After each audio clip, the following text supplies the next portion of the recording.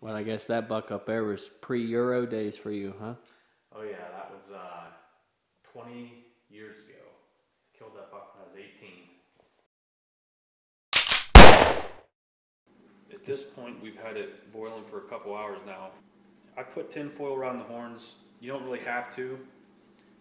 I do it because a lot of this fat and everything that boils off the head will float on the surface and it will stick to the antlers, which you'll just have to scrub off later. If you put a little tin foil on there, it will keep most of it from sticking from the antlers. You don't have as much to clean off. And zoom in right here, George, or take a look up top. You see how it's just kind of like a rolling simmer right there? That's what you want. You don't want a hard boil. You just want it so it's a couple bubbles and just a light roll like that. And I usually do between 3 and 3.5 hours like that. If you go any less, stuff doesn't boil off as well. The inside stuff is hard to get out. And if you go longer than that, more than 3.5, it seems like a lot of the teeth will fall out. The two front nose pieces could come off. The nose bone on top will spread apart, which you have to glue back later. Have to try a couple to figure out where exactly the sweet spot is, but it seems like between 3 and 3.5 works best for me. And you can see a couple bubbles on top. Whenever I start boiling the water, I usually put in some Dawn dish soap to help break it all up. Not too much, probably like I'd say 2 or 3 tablespoons is plenty. You don't want it to get too many bubbles where it wants to boil over. Right about now, we're at about the 3.5 hour mark. You can tell when you pull it out, when everything is just kind of falling off, especially this top part of the underneath of the jaw here, when that starts to flop off like that, pretty much tell it's done. And it'd be ready to go. Yep, there it goes. Okay, and one thing I forgot to mention, as you're boiling the head, you want to check it every half hour, 45 minutes, because the water will evaporate out and your level will go down. You have to add water to it periodically to keep it just over the top of the skull so it boils everything. I'll start by pulling off all the big stuff I can get and some of the stuff out of the nasal cavity, and then hit it with the pressure washer. I'll get a lot of it off, and then it's just getting all the little tiny crevices. Tools I use, I have a big pair of hemostats. I think I got them on Amazon for a couple bucks. They're nice for getting up in there. And a little pair, a small flat screwdriver.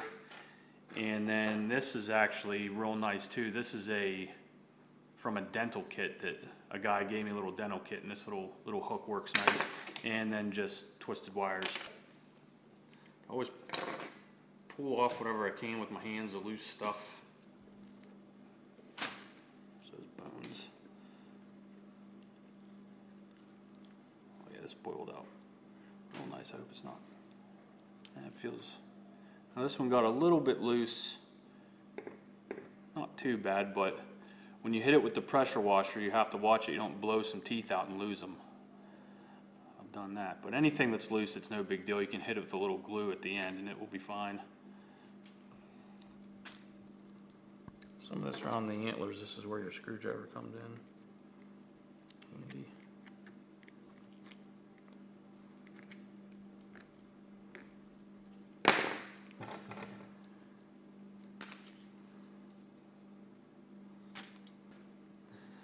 Now you can see on the front here, above the teeth, there's a little hole. There's junk that runs through there. It's hooked together, and you can get to it from the back here. Just try and find where it comes out and try and pull it all out in one piece. Sometimes it's hard. That one come out nice, like that. Now the nasal cavity has this big piece of cartilage that runs right through the center of it. That's why I like these big hemostats for. You get in there and try and break it off back as far as you can. Like that.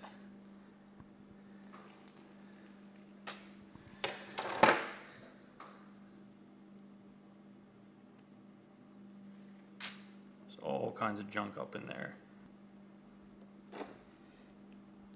Right here, there's a bunch of membrane junk. I don't know what it is, but you can see underneath this stuff is it looks like bone. I don't know if it's actually bone. It's like hard cartilage. but it's full of stuff inside of it. You can get wire, I've done it, get in there and try and pick it up. It kind of curls around in itself like this. You can get in there and try and pick all that junk out, but I don't think it's necessary for the mount. I usually just yank it all out. That way everything in there gets cleaned out real nice.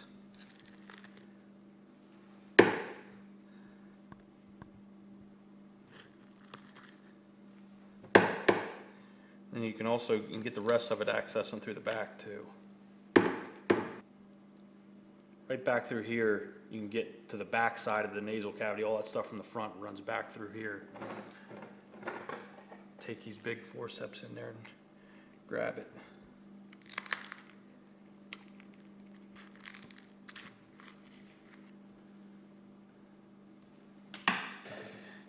And another tip for this back part to access everything and get all this junk out, take your screwdriver right here.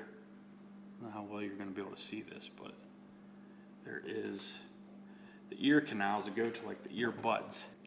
If you take your screwdriver and stick it in the ear canal like that, and kind of wiggle it around, sometimes you got to pry on the outside of the earbud too to loosen up, because they're almost like a separate piece from the skull. You can pop them out like that. That earbud is full of junk too, and you don't even notice it's gone. It's on the back of the skull. And with it out, then you got a lot better access to clean all this junk out in here.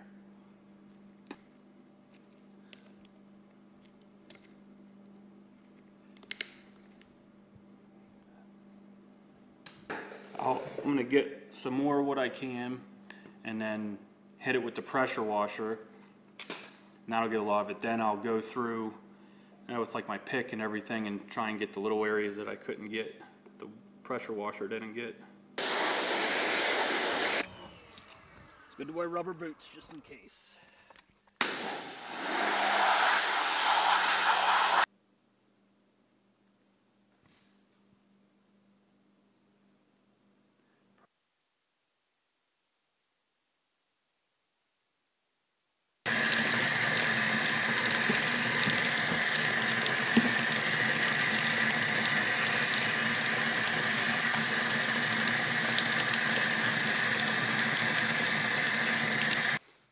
After I scrub it, I like to dry the antlers off just so the tape sticks a little better, but I prefer the skull to be a touch wet when I go to put the bleach on, because it will, the longer the bleach mixture stays moist, the more it'll bleach it. Once it dries out, it is pretty much done bleaching it. So I'll have the skull a touch wet, put all the bleach on, then I'll actually put it in a plastic bag and have it set overnight till the next day. And if it's, that way it stays moist and it will keep bleaching the skull as long as it's moist. Once it dries out though, it's done.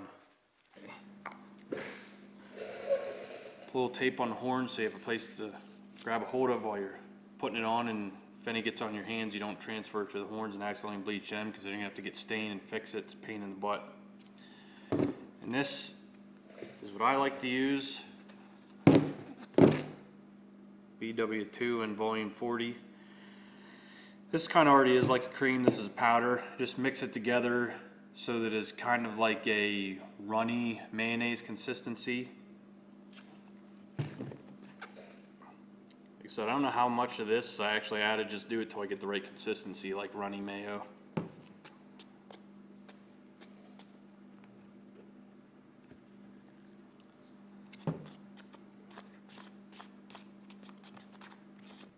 Like you're making cake batter. I guess cake batter would be a better consistency to describe it as.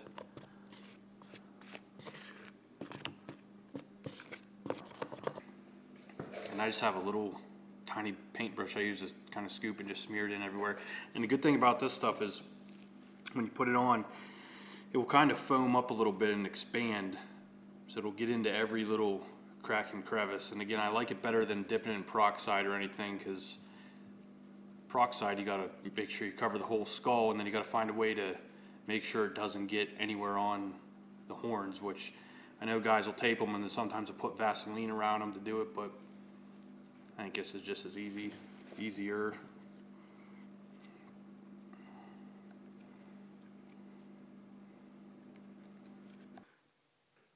Sometimes with these teeth too that are real dark and stained up like that, you'll want to maybe scrape some of that off.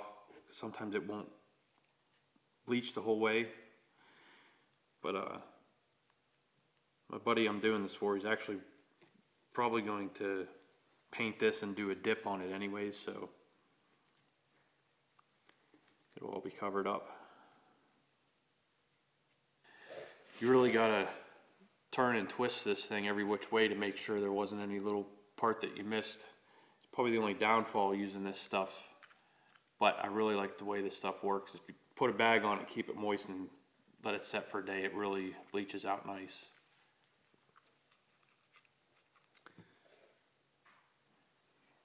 You want to get a shot in the nasal cavity, you can kind of see already that it's starting to foam up and expand in there.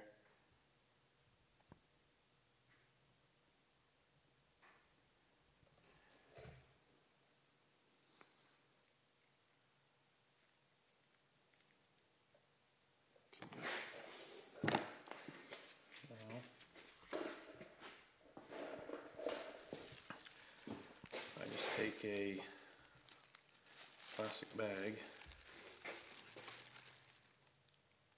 stick it in like this, try not to smear it around as best you can.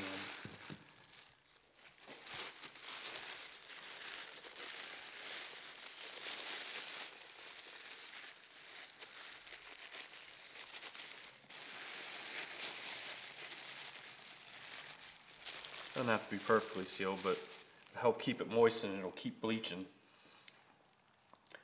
Let it set for about a day like that, and then take it out and hose it off. And a lot of times I'll hit it with a little bit of soap just one last time. But you don't really have to. It hoses off pretty easily. And it'll be all done.